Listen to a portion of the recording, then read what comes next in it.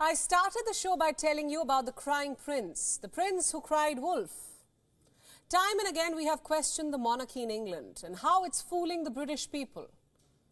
But before I end the show tonight, I have some more bad news for those living in England. The UK is set to be on course to be one of the saddest places to live.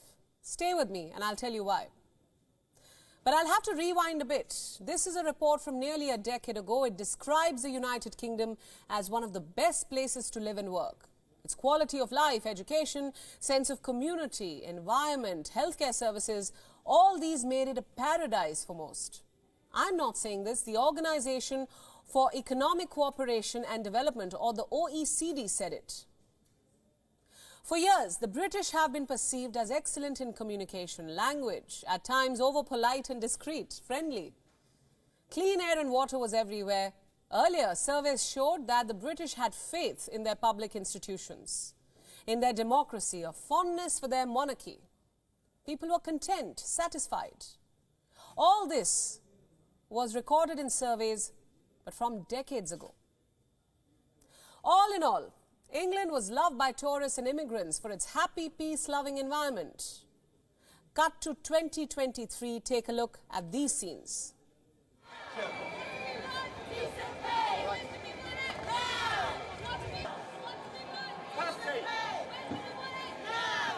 There is anger on the streets of London.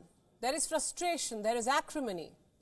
It's a season of strikes in England, so much so there's a strike calendar in the UK. Nurses, ambulance drivers, bus drivers, highway workers, teachers, the border force, university staff, Royal Mail workers, they're all going on strikes. They're demanding more pay. They're sick of the cost of living crisis which has crippled the economy.